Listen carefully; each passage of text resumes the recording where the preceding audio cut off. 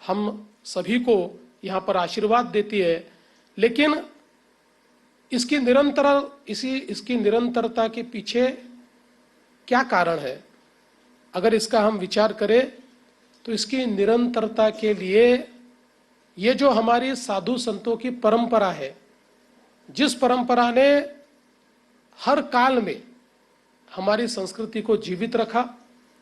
ऐसा नहीं है कि हमारी संस्कृति में कोई गलत बातें नहीं आई, इसमें एक प्रकार से कुछ प्रदूषण नहीं हुआ, लेकिन उस प्रदूषण को भी दूर करने का काम हमारे साधु संतों ने ही किया।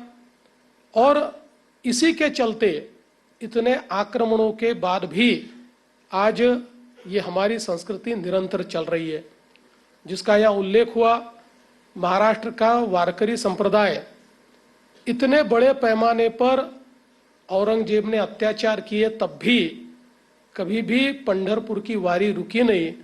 हमारे वारकरी संप्रदाय के पांव ये पंढरपुर की ओर लगातार बढ़ते रहे, सारे आक्रमणों को सहन करते हुए भी उसी वैष्णव परंपरा का निर्वाह जिस प्रकार से यहाँ पर किया गया, मैं ऐसा मानता हूँ वही परंपरा जो हमारे कुंभ के माध्यम से हजारों वर्षों से चल रही है। और मैं तो ये कहता हूँ कि कुंभ ये केवल धार्मिक आयोजन नहीं है।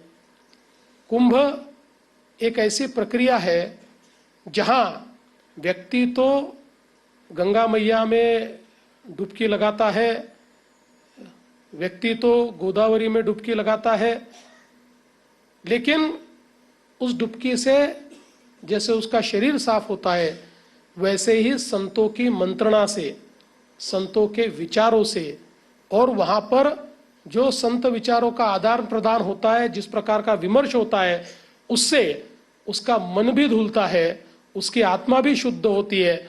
और मैं ऐसा मानता हूँ कि कुंभ का ये सबसे बड़ा महत्व हम लोग अधोरेखित करते हैं कि कुंभ एक प्रकार से हर 12 वर्ष बाद या अलग अलग प्रकार से 4 जगह होता है, तो उसका समय भी अलग अलग है।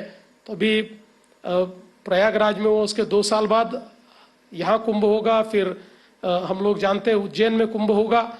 तो ये हर अवसर एक प्रकार से हमारे विचारों में जो प्रदूषण एक प्रकार से आने की कोशिश कर रहा है, उस प्रदूषण को समाप्त करते हुए फिर एक बार हमारी सनातन संस्कृति को भी उसी निर्मल गंगा की तरह, उसी निर्मल गोदावरी की तरह बहते इस प्रकार से देखने का ये पर्व होता है।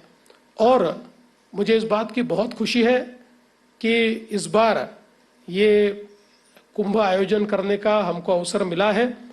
पिछले समय भी अवसर मिला था, पर समय कम मिला था, इसलिए हम जितना कर सके उतना हमने पिछले बार किया।